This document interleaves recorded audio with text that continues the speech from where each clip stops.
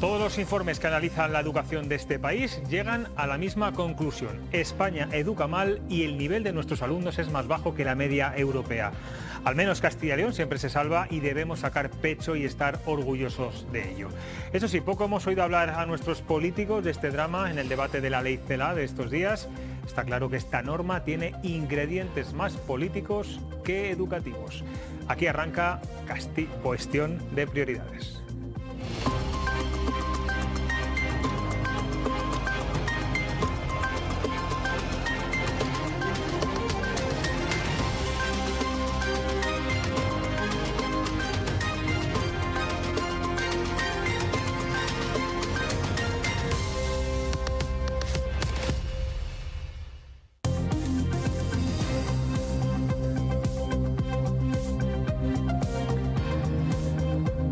¿Qué tal? Buenas noches. Estamos muy pendientes de saber si León será o no la sede del Centro Europeo de Ciberseguridad, que debería darse a conocer esta misma noche por parte de la Unión Europea, y en cuanto sepamos algo conectaremos con nuestros compañeros de León. Bueno, hemos pasado el macropuente de la Constitución, veremos en pocos días si ha tenido consecuencias negativas en el número de contagios por coronavirus. Desde luego que las imágenes de las calles comerciales de algunas ciudades no dan mucha tranquilidad, pero los datos en nuestra comunidad acompañan y el viernes podremos volver a entrar en los bares, comer en los restaurantes y comprar en los centros comerciales. Eso sí, si ustedes son burgaleses, van a tener que esperar al menos una semana más y mejorar esa tasa de incidencia acumulada tan elevada que hoy ha señalado el presidente de la Junta ha llegado a ser la más alta del mundo. Ruth García Ribote, buenas noches. Buenas noches, José Luis. Por cierto, el alcalde de Burgos se resigna y va a seguir peleando para que la hostelería abra el viernes como el resto de provincias.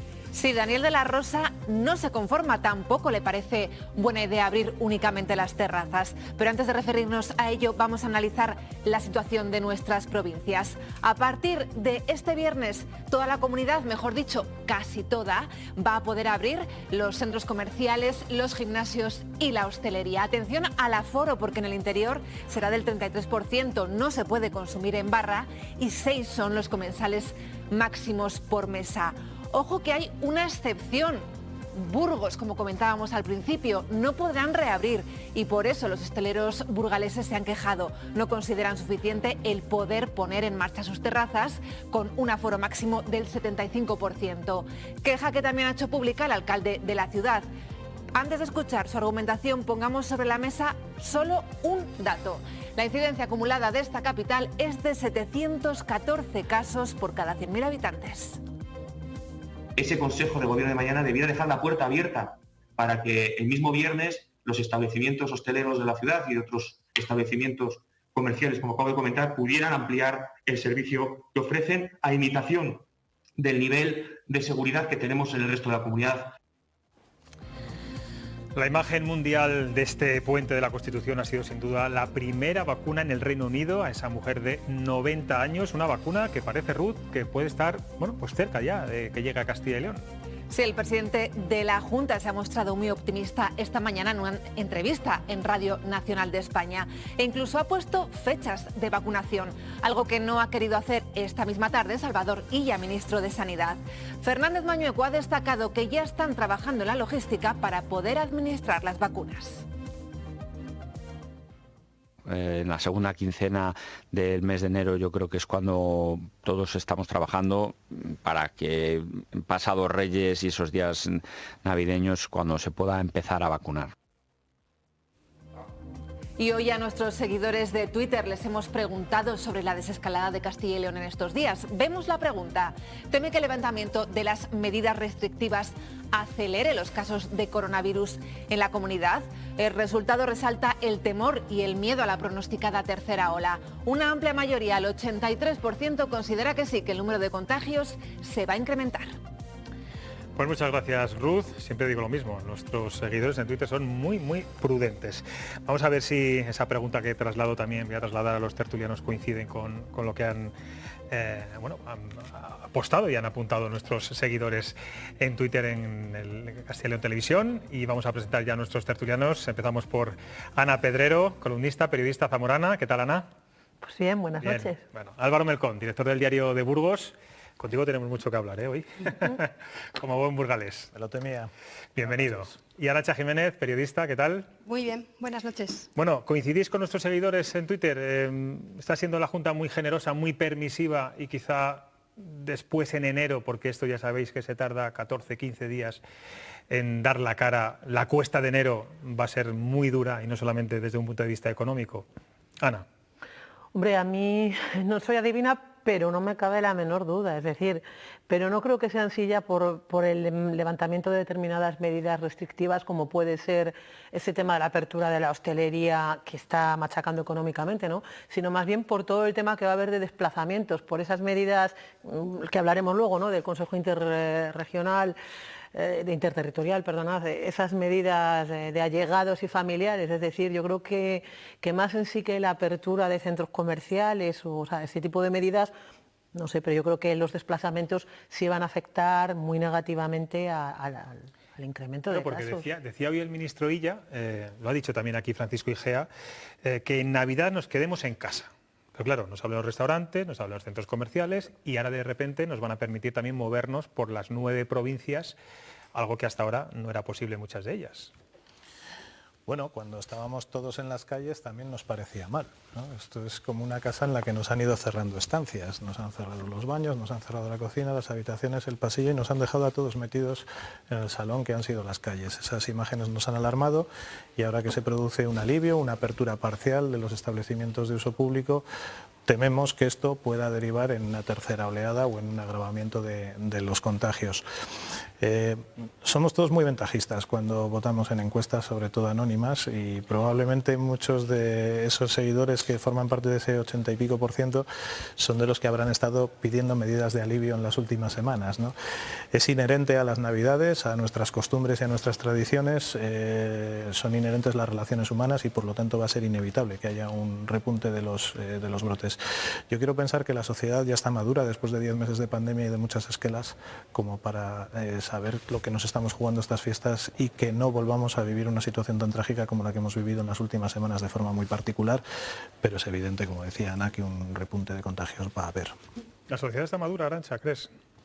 Bueno, yo personalmente creo que no, pero yo creo que lo demuestran los datos, que 10 meses después sigamos en la situación en la que estamos, aquí en España y en todo el mundo, demuestra que no, que tenemos una falta de responsabilidad importante. Y volviendo a tu pregunta de antes, yo de alguna manera le doy la vuelta, porque creo que también funciona de la otra manera. ¿Las medidas restrictivas han funcionado? Sí. Pues entonces, si cuando nos limitan a hacer determinadas cosas los datos mejoran, en cuanto dejemos de hacer o en cuanto se levanten esas restricciones, lo más probable es que las cifras vuelvan a empeorar. Álvaro, veíamos lo que decía antes el alcalde de Burgos. Él pide a la Junta que el viernes se permita abrir la hostelería por dentro y por fuera, vamos a decir, como en el resto de provincias. Con los datos, con esa tasa de incidencia acumulada de 714 por cada 100.000 habitantes, ¿cómo lo ves? Y cuéntanos cuál es la situación, qué palpas, sobre todo en el sector de la hostelería. ¿Hay mucha tensión? Hay mucha tensión en Burgos. Burgos se siente sanbenitada, estigmatizada. Es cierto que hemos registrado unas tasas de contagio de incidencias acumuladas, sobre todo a 14 días, muy altas. Sin embargo, la IA a 7 días está ya cerca de 200, cerca de unos parámetros, entre comillas, controlables. Y es cierto que la presión social y la presión de los sectores económicos más afectados por los cierres preventivos está generando una situación de tensión muy importante en Burgos. De hecho, las declaraciones de Daniel de la Rosa constituyen un bandazo con respecto a lo que ha sido su política en las últimas semanas, que ha sido cerrar filas con la Junta e incluso exigir a la Junta que tomara medidas duras para controlar una situación que evidentemente estaba fuera de todo control en la capital burgalesa, ¿no? Esa presión de estos sectores, fundamentalmente las movilizaciones de los hosteleros, seguro que han tenido una influencia directa en la actitud de la Rosa, que como digo cambia de opinión con respecto a lo que venía haciendo. También es cierto, quiero subrayar lo que decía al principio, en Burgos está muy arraigada la imagen de que se le ha estigmatizado de forma gratuita.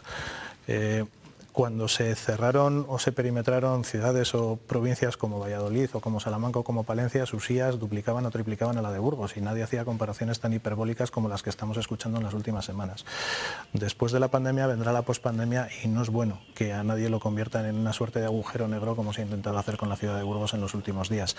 Todo esto respetando que las medidas que se han tomado porque hay muchas vidas en juego, algo que no cuestionamos porque la situación además en las UCIs y en los hospitales de la provincia todavía no es buena. Pues otro lugar donde la gente lo está pasando muy mal es Alemania. Hoy nos ha sorprendido mucho unas palabras de Angela Merkel. Es verdad que la situación de este país ahora mismo es muy preocupante, no consigue bajar la curva de contagios y solo hoy ha registrado 590 muertes. Fíjense lo que decía y sobre todo también cómo lo decía la siempre firme Angela Merkel. Realmente me duele el corazón, pero si el precio para celebrar estas fiestas son 590 muertos diarios, no es aceptable y por eso tenemos que restringirlas.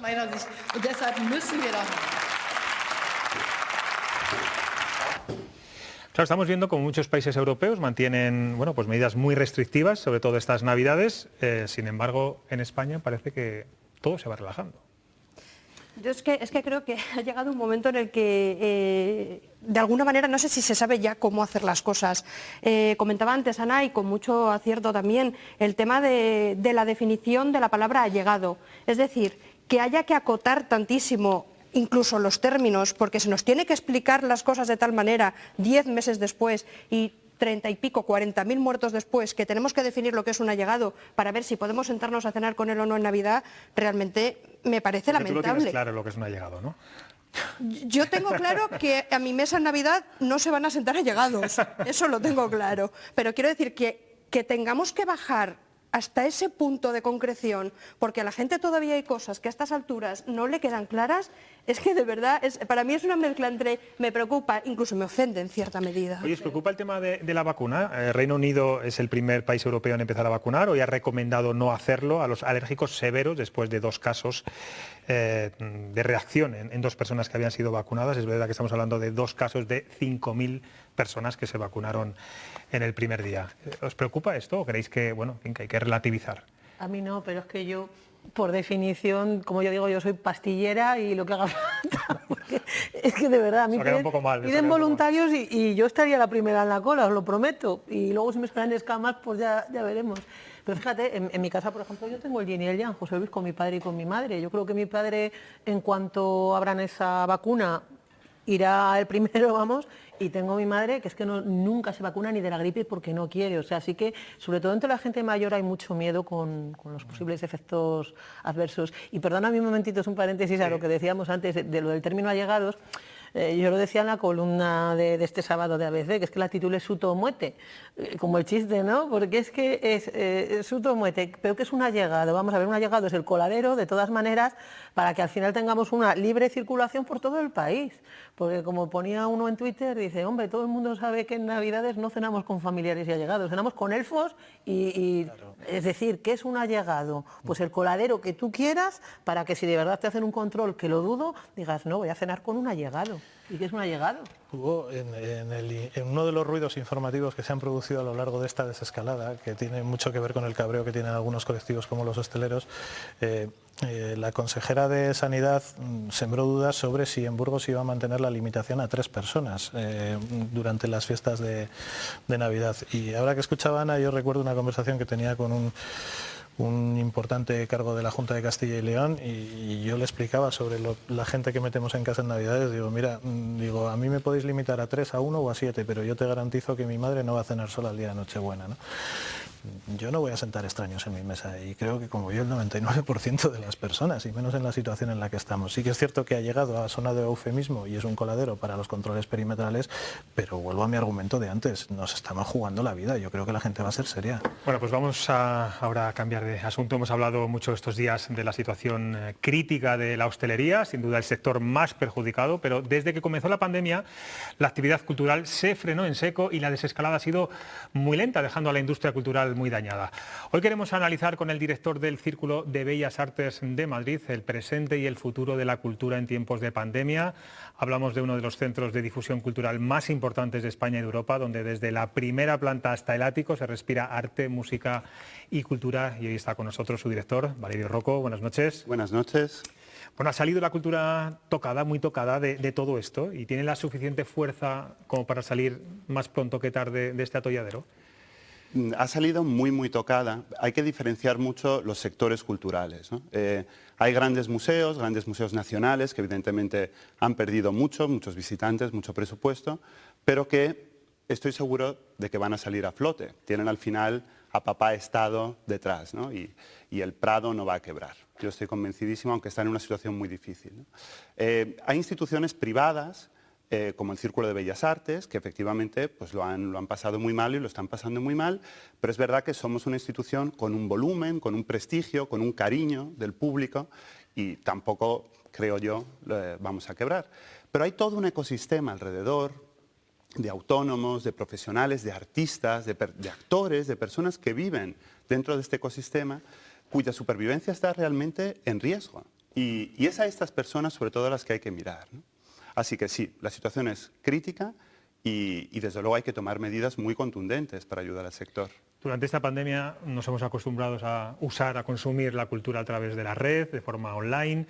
Yo no sé si la cultura y la presencialidad deberían ser dos términos indisolubles, pero en cualquier caso, la música, el arte, bueno, parece que hay que tocarlo, hay que estar cerca. ¿Se puede perder muchas cosas por el camino? Yo creo que sí. Aquí hay opiniones para todos los gustos. Yo creo que hay un elemento de presencialidad en muchas experiencias artísticas y culturales que no se puede sustituir. Es verdad que el sector ha aprendido a marchas forzadas en este tiempo y que hemos aprendido a convertirnos a entornos digitales, nuevas experiencias, nuevos formatos que han sido muy enriquecedores.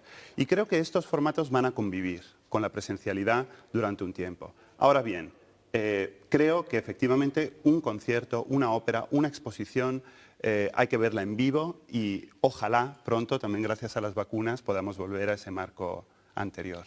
Bueno, cada comunidad, como hemos visto, ha seguido unas restricciones diferentes en esta pandemia. En Madrid han sido pues muy permisivos a la hora de los aforos, de las distancias de seguridad. En Castilla y León no tanto.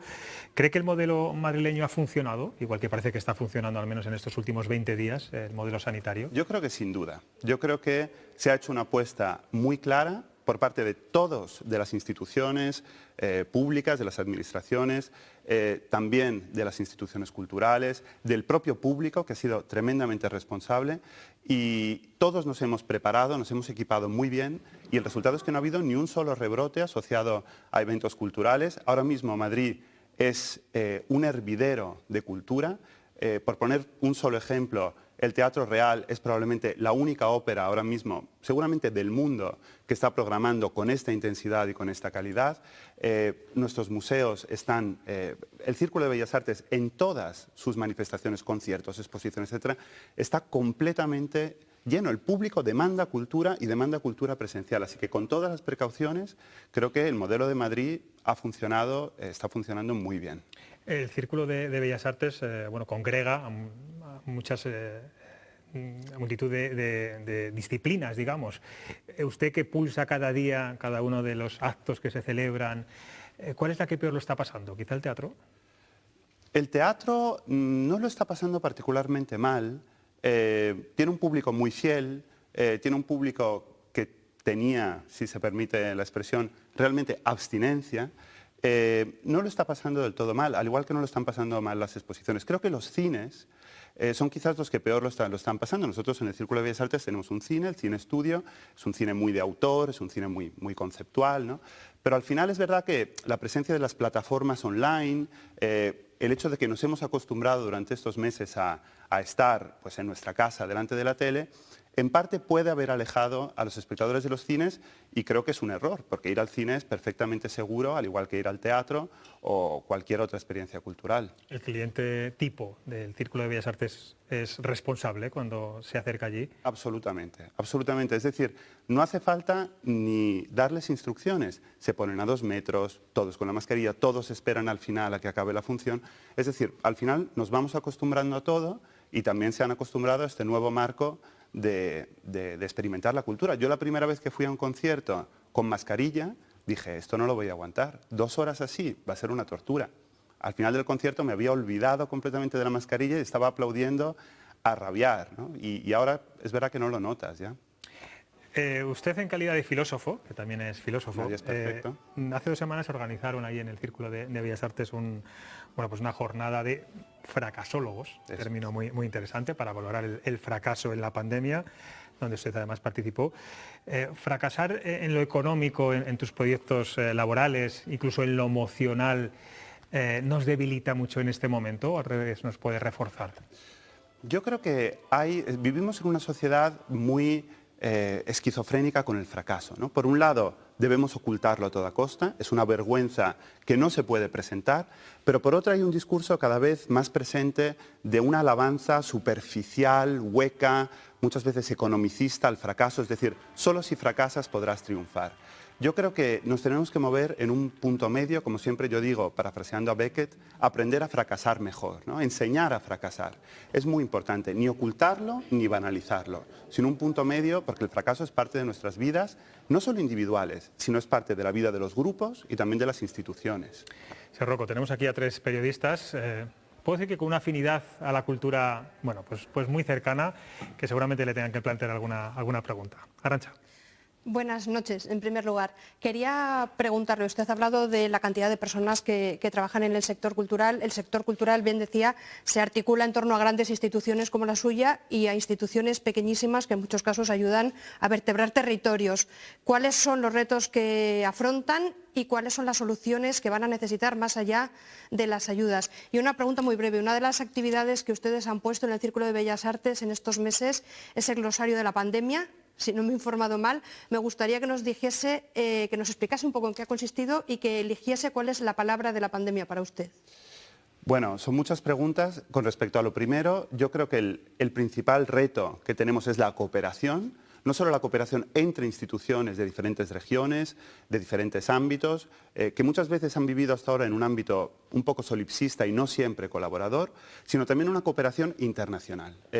Fijaos que hasta hace 2 meses no existía una Unión Europea de Instituciones Culturales. La hemos formado en Berlín hace 2 meses, la European Alliance of Academies, 74 instituciones culturales, las más prestigiosas de toda Europa, unidas para compartir recursos, proyectos, para hacer presiones a Bruselas, a los gobiernos nacionales, es decir, cooperación también hacia Europa y evidentemente otras partes del mundo. Es decir, la cooperación es fundamental en este periodo de escasez y estamos trabajando en ese sentido. Y sobre el glosario de la pandemia, pues es un proyecto muy bonito, que se acompañó también luego a un glosario del fracaso. Le pedimos a no solo filósofos, sino diferentes intelectuales, historiadores del arte, comisarios, pero también había médicos, había arquitectos, había científicos, que escogieran una palabra, un término, que para ellos que fuera especialmente importante para o bien comprender o sobrellevar o superar el momento de la pandemia. Y desde luego, pues cada uno escogió una, ¿no? Animo a la gente a que vea, son breves vídeos, todos creo que de una enorme calidad. Yo quizás si tuviera que elegir uno, elegiría prevención. Yo creo que nos ha faltado prevención, o dicho de una manera un poco más filosófica, hemos pecado de cierta arrogancia como sociedad, y casi me atrevo a decir como especie, al no valorar nuestra fragilidad como seres humanos, ¿no? Y creo que ahí ha estado un poco el fallo en la prevención. Pero desde luego hay muchísimos otros términos sumamente relevantes y vamos, animo a todos los telespectadores a que se pasen por la web del Círculo para ver los vídeos. A nivel político y a nivel social esa prevención, ¿no? Efectivamente, pero también a nivel individual. Sí, claro. Eso es. Álvaro. Bueno, yo creo que sí. Algo se ha demostrado en esta pandemia en el mundo de la cultura es lo expuestos que están nuestros artistas, los creadores, ¿no? Ha habido una fuerte reivindicación del sector para volver a pedir un nuevo estatuto del artista, por decirlo de alguna manera. Ustedes se relacionan de forma cotidiana con ellos, conocen su realidad, conocen lo difícil que es la supervivencia, la mera supervivencia para muchos de ellos. Me gustaría saber si verdaderamente la situación general, ya he puesto algunos ejemplos como el del teatro que están salvando la situación, si la situación general de nuestros artistas, de esa industria cultural que una de las culturas más ricas del mundo, como es la española, no termina de desarrollar bien, es tan dramática como nos la han pintado. Yo creo que definitivamente sí. es muy dramática. Podría hablar de casos de todo tipo, desde artistas emergentes de todas las disciplinas hasta, y esto puede sorprender a muchos, incluso artistas consolidados, que nadie sospecharía las dificultades por las que están pasando simplemente porque no pueden permitirse estar muchísimos meses sin exponer, sin tocar, sin presentar su obra al público. Entonces, el Estatuto del Artista es una prioridad. Yo sé que el Ministerio está trabajando en ello. Creo que además hay un consenso político bastante amplio en la necesidad de que haya este Estatuto del Artista, pero desde luego creo que apoyar a los artistas y al sector cultural es muy importante, como se decía, para una regeneración de la economía española en otro sentido. Es decir, si queremos captar otro tipo de turismo, si queremos vertebrar nuestras sociedades alrededor de otros valores, de otras actividades, potenciar la cultura es fundamental. Y por eso, en estas 10 ideas palanca, ¿no?, que Pedro Sánchez ha presentado un poco como motores de un posible cambio económico, están las industrias culturales y deportivas, en ese caso, y yo estoy totalmente a favor de la innovación que se puede lograr para nuestra economía a través de la cultura. Por último, Ana. Como activista, una reflexión y un ruego, además. No nos podemos olvidar de que en las industrias culturales, que son poliédricas, porque estamos hablando, claro, orquestas, grupos de teatro, artistas de cine, pero también no nos podemos olvidar del mundo del folclore, por ejemplo, que lo ha pasado fatal con esa suspensión de todas las fiestas, por ejemplo, o esas pequeñas compañías de teatro amateur. El ruego y la reflexión sería que, por favor, que en las industrias culturales, ya que está reconocida como tal, no se olviden de la tauromaquia, que ha sido absolutamente vejada desde el Ministerio de Trabajo, segundo espectáculo de masas de este país, con los profesionales con 20 y 30 años cotizados, a los que no se les reconoce ni siquiera una subvención, ¿no? Y quiero decirlo porque desde el Círculo, precisamente, la tauromaquia siempre ha tenido su lugar, sus exposiciones, presentaciones de todo tipo. Gracias a Dios, el Círculo ha sido siempre una institución abierta a todo el mundo, y que no se olviden en esa industria cultural de la importancia de la tauromaquia, que parece que cuando se habla de la cultura, como que se pasa por, y bueno, yo lo digo a boca llena, y además con la diferencia de que tanto, usted lo ha dicho, la industria del cine, la industria del teatro están fuertemente subvencionadas y apoyadas por el Estado, no lo olvidemos, mientras que la tauromaquia ha recibido 0 euros de los presupuestos generales del Estado. Entonces, ese ruego que, por favor, las puertas del Círculo como institución nunca se cierren a algo que desde luego es irrenunciable para la cultura española. Claro, nosotros en el Círculo de momento todavía no tenemos una plaza de toros, la podríamos poner en la azotea, que quizás se podría hacer, pero ahora, digamos, fuera de bromas, yo no voy a entrar a valorar la cuestión de la tauromaquia, es muy polémica, ¿no? Y además yo tengo una opinión bastante compleja al respecto, basada también en las características más antropológicas de la tauromaquia como principio y de determinados ritos como vertebradores de una sociedad, ¿no? Pero es un discurso un poco complejo. Lo único que quiero decir aquí es que creo que nos equivocamos, sinceramente, si pensamos que la cultura está subvencionada. Esta palabra se utiliza muy especialmente cuando se habla de la cultura.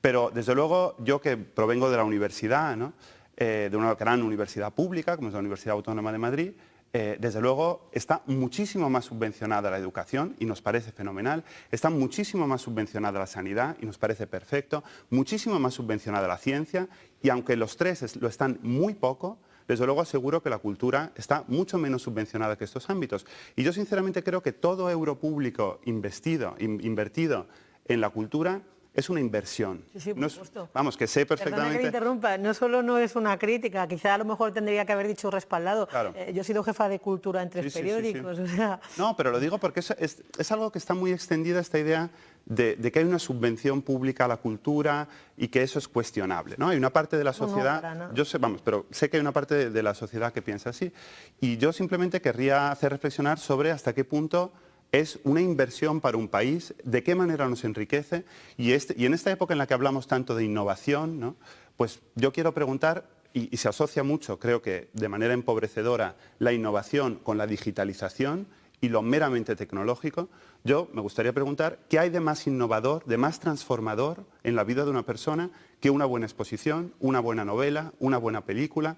Esto es lo que verdaderamente te puede cambiar la vida, no, con todo el respeto, el robot biológico que te hace una tortilla en tu cocina, ¿no? Pues Valerio Rocco, ahí queda su llamamiento, su reflexión. Muchas gracias por estar aquí en Castilla y León y en Cuestión de Prioridades. Muchas gracias por la invitación. Bueno, nos vamos ahora unos minutos a publicidad y a la vuelta seguimos con la tertulia. Analizaremos el nivel educativo de los alumnos españoles ahora que nos han vuelto, digamos, a sacar los colores, no es el caso de los castellanos y leoneses. Y también hablaremos de todo lo que le rodea al rey emérito. También muy pendientes de lo que pueda ocurrir en Bruselas, saber si León va a ser finalmente o no la sede del Centro Europeo de Ciberseguridad. En unos minutos volvemos.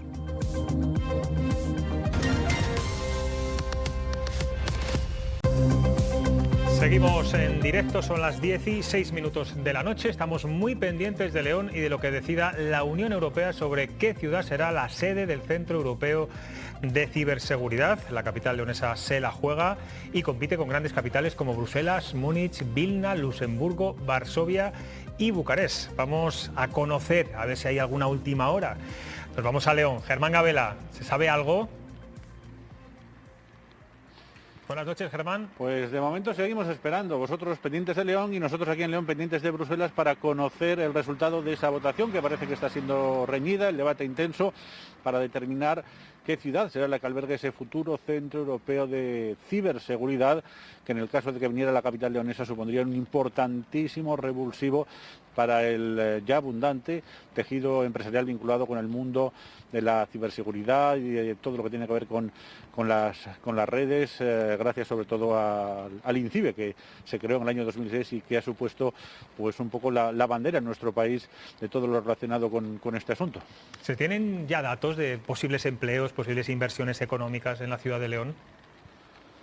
Sí, se hablaba de una inversión de unos 12 billones de euros, aunque el volumen de empleo que crearía directamente ese centro tampoco sería demasiado importante. Serían unos 55 empleos, eso sí, de muy alta cualificación, pero no sería solo importante, sino, como te decía, que la creación de ese centro supondría un polo de atracción para grandes empresas, para grandes multinacionales vinculadas con el mundo de la ciberseguridad.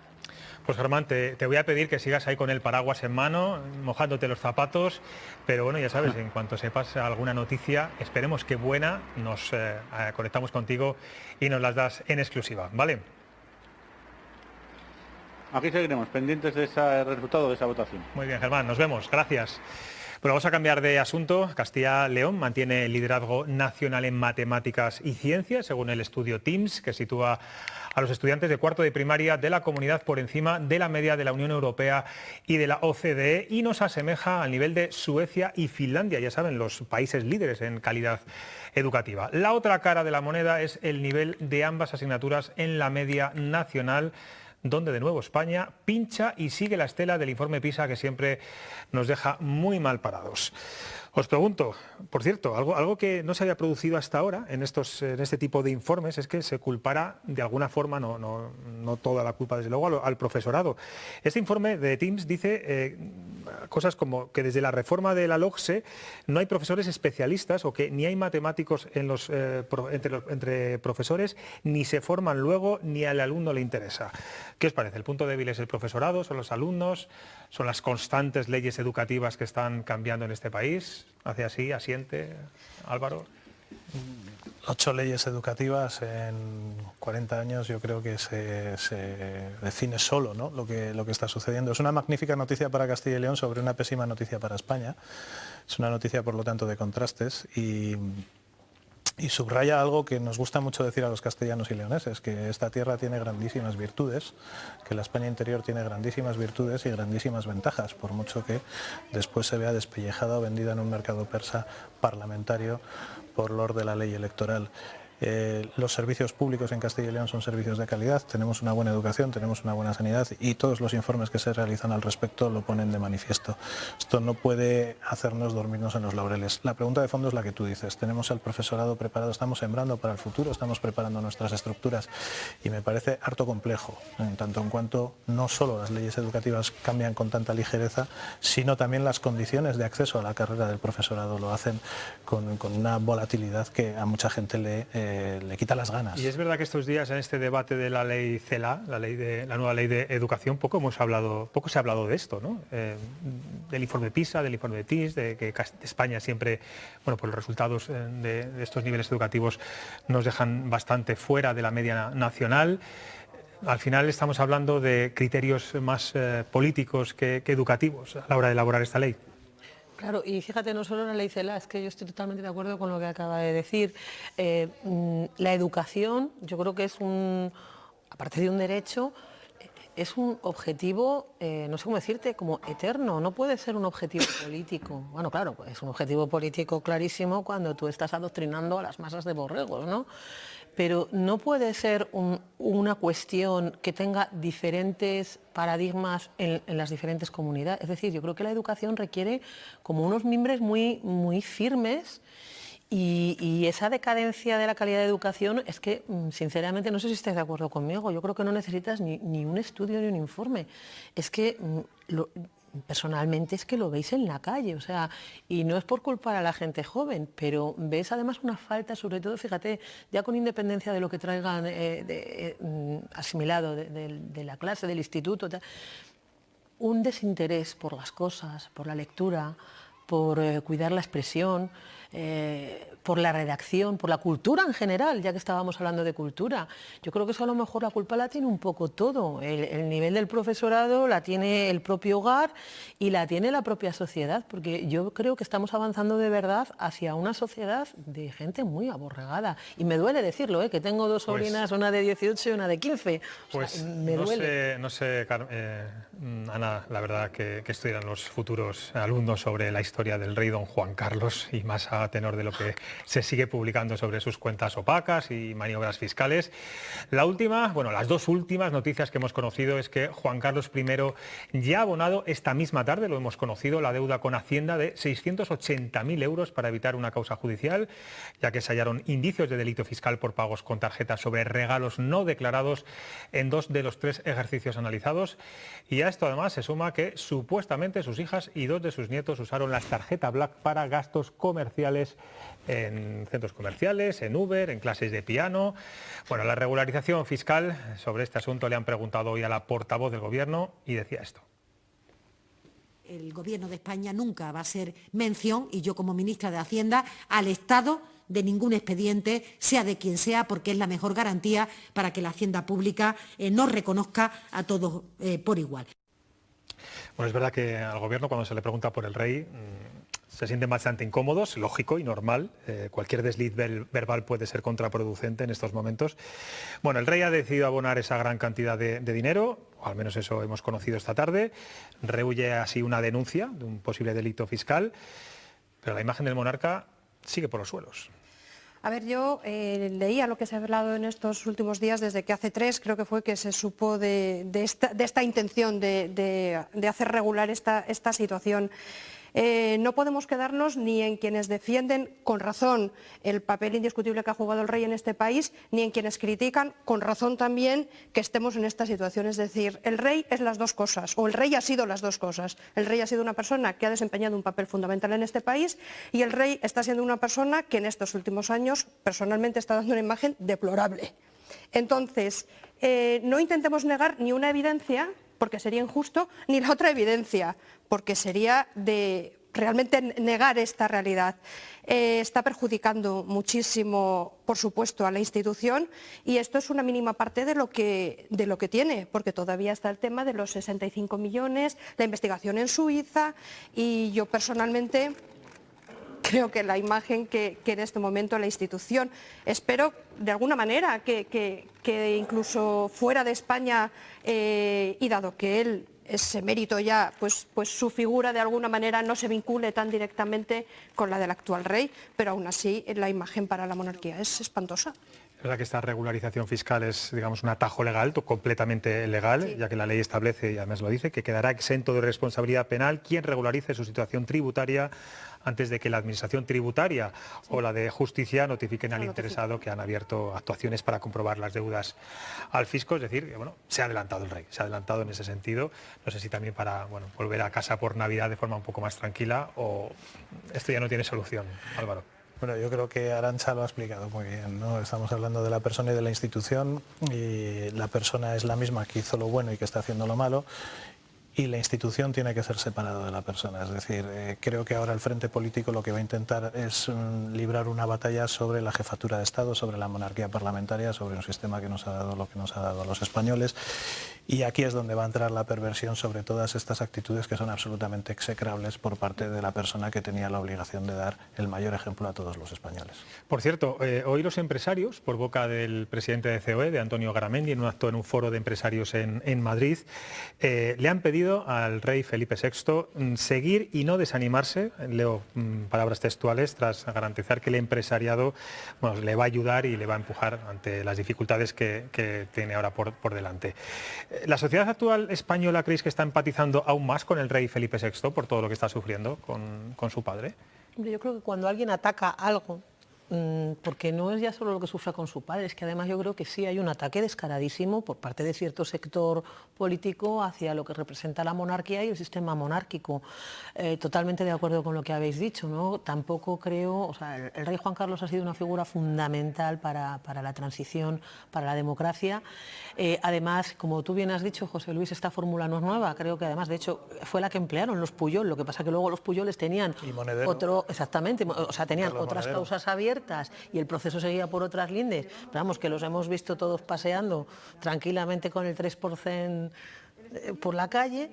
Y ese apoyo al rey Felipe, fíjate, yo por un lado lo puedo entender, porque cuando se demoniza o cuando se ataca tanto una institución, surge también ese sentido contrario de empatizar con él, porque claro, además el hijo no puede ser responsable de lo que haya hecho su padre. Eso es así, ¿no? Y también creo que este momento que estamos viviendo de crisis y de incertidumbre tan grande, no creo que sea el propicio para poder de verdad atacar de esa manera a la monarquía o plantear de verdad ahora mismo un debate sobre el sistema que tenemos.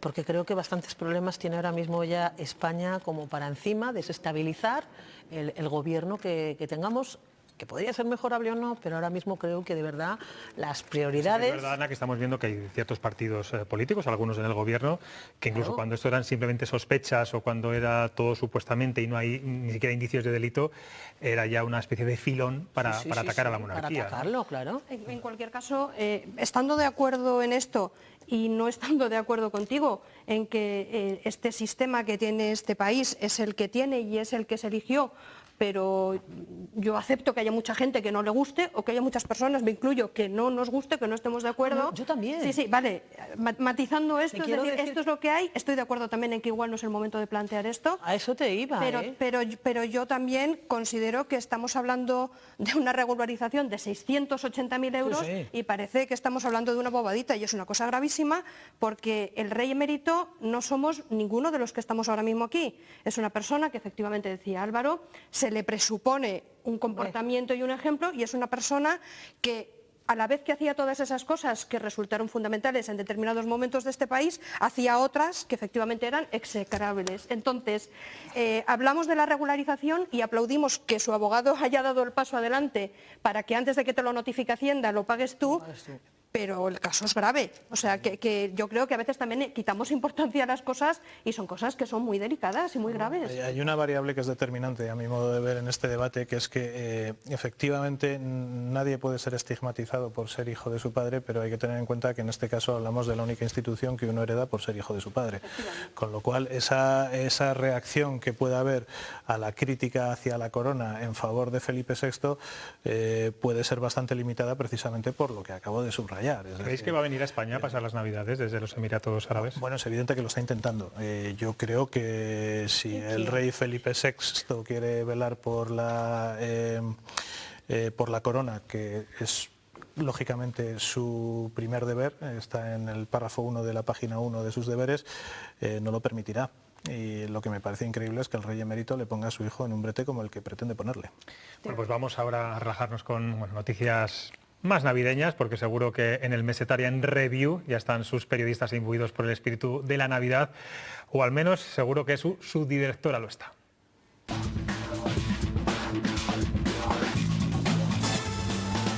Buenas noches, José Luis, que das color a lo gris. La edición de mañana de Messetarian Review lleva en su portada las medidas que harán de las Navidades de 2020 algo inolvidable y a la vez entrañable. En Messetarian Review... Bueno, pues la hemos dejado un poco con la última palabra en la boca a nuestra Karen Verdejovic. Habéis visto ahí el arbolito de Navidad, ¿no? Eso se ha llegado a ver, ¿no? Eso sí. Sí. Bueno, este fin de semana imagino que todos habéis puesto el árbol de Navidad. No. No me ha dado tiempo. No, vale. Bueno, en Burgos era lo único que podíamos hacer. O sea, eso es verdad. No me apetece nada. Bueno, nos vamos a ir otra vez con mi compañero Germán Gabela a León, a ver si tenemos alguna buena noticia sobre ese Centro Europeo de Ciberseguridad. Germán, buenas noches.